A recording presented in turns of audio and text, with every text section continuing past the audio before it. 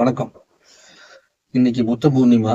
இந்த புத்த பூர்ணிமாங்கிறது விசாக் அப்படின்னு சொல்லிட்டு மற்ற இடத்துல எல்லாத்துலயும் கொண்டாடப்படும். சரிங்களா?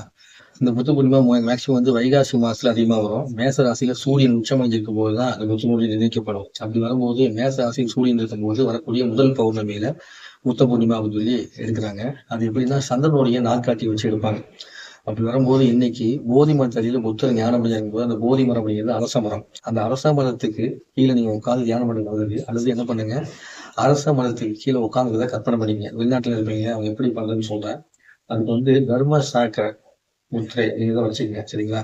அது எப்படி வைக்கிறீங்கன்னா இப்படி வச்சுக்கங்க. 2 கை சின்முத்திரை வச்சுட்டு அதுக்கப்புறமா உங்களுடைய இடது கை நடுவில் கொண்டு வலது கை சின்முத்திரை வச்சு நீங்க கண்களை மூடி உட்காந்துக்கலாம். சரிங்களா?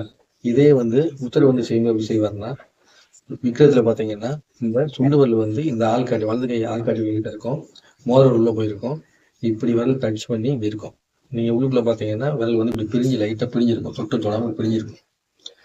இந்த விரலும் பிரிஞ்சிருக்கும், இந்த ஆள்காட்டி விரலும் இதுவும் பிரிஞ்சிருக்கும். இப்படி பிரிஞ்சிருக்க இப்படி வச்சு உட்காந்துருப்பாரு.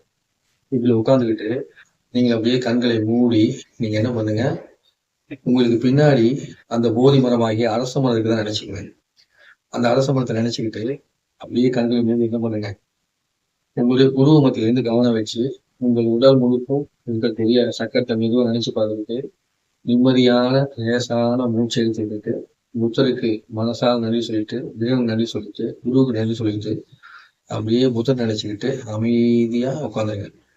சில நேரத்துல பாத்தீங்கன்னா நீங்க இப்படி சொல்லலாம், புத்தம் சரணம் கச்சாமி அப்படின்னு சொல்லி நீங்க சொல்லலாம் சொல்லணும். சரிங்களா? இப்படி புத்தர் சம்பந்தப்பட்ட விஷயத்த மனசுக்குள்ளேயே பாத்தீங்கன்னா நீங்க சொல்லிக்கிட்டு அமைதியா உட்காந்துருக்க புத்தனுடைய அருள்னால உங்களுக்கு இன்றைக்கு உங்களுக்குள்ள ஒரு பேராற்றல் கிடைப்பதற்கான வாய்ப்பு நிச்சயமா உண்டு. இன்றைக்கு மட்டும் அரச மரத்துக்கு பிரபஞ்சத்தை ஈர்த்து கொடுக்கக்கூடிய சக்தி உண்டு.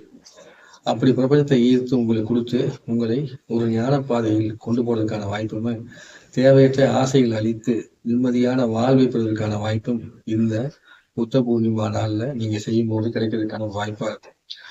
ஏன்னா அதிசயத்தக்க முறையில நாம் எல்லாமே தோன்றி தோன்றி மறைகிறோம், எதுவுமே நிலையில்லாதது அப்படின்னு சொல்லிட்டு தன் உடம்புகளிலிருந்து இந்த உலகம் முழுக்க செல்லாத ஆனது அப்படின்னு சொல்லி இந்த உலகத்துக்கு உணர்த்தியோர் புத்தரை. அப்படி இங்க எதுவுமே நிலை இல்லாம இருக்குது, எல்லாமே மறைஞ்சிட்டே இருக்குது அப்படின்னு முதல்ல சொன்னவர் இந்த உலகத்துக்கு சொன்னவர். வெளிப்படையா வாழும்போது மக்களோட மக்களா இருந்து சொன்னவர் அப்படின்னா புத்தர். அதனால நீங்க அவர் நினைச்சீங்க அப்படின்னா உங்களுக்குள்ளும் அந்த புத்தத்தன்மை வருவதற்கான வாய்ப்பு நிச்சயமா கிடைக்கும். அதற்கான நாளாக இன்றைய நாளை நீங்க பயன்படுத்திக்கிறது ரொம்ப நல்லது. மேலும் இன்றைக்கு உங்களுக்கு இடது நாசில சுவாசம் ஓடும் போது நீங்க கவனிச்சுட்டு பண்ணீங்கன்னா ஒரு அன்பு சார்ந்த அமைதியான ஆனந்தமான நிலையை நீங்க உணர முடியும். இது வச்சிருக்கும் போது நிறைய கை வலிக்கிற மாதிரி தெரியும் இல்லையா? ஆனா இன்னைக்கு நீங்க இந்த அரச மரத்தெல்லாம் மனசுல நினைச்சிட்டு குருவுக்கு நிறைய சொல்லி வணக்கம் உட்காரும் போது உங்க கைகள்ல வலியே தெரியாது. அப்படியே இதயத்துல பாத்தீங்கன்னா பச்சை கலர் வந்தம் கிளம்பி உடல் முழுக்க பல வந்தங்கள் பதவி உங்களுக்கு சக்தி கொடுக்குற மாதிரி உங்களுக்கு ஒரு காய்ச்சல் தெரியும். இதெல்லாம் உணர்வுபூர்வமானதுதான், இது அறிவுபூர்வமான நிர்ணயிக்கிறது இல்லை.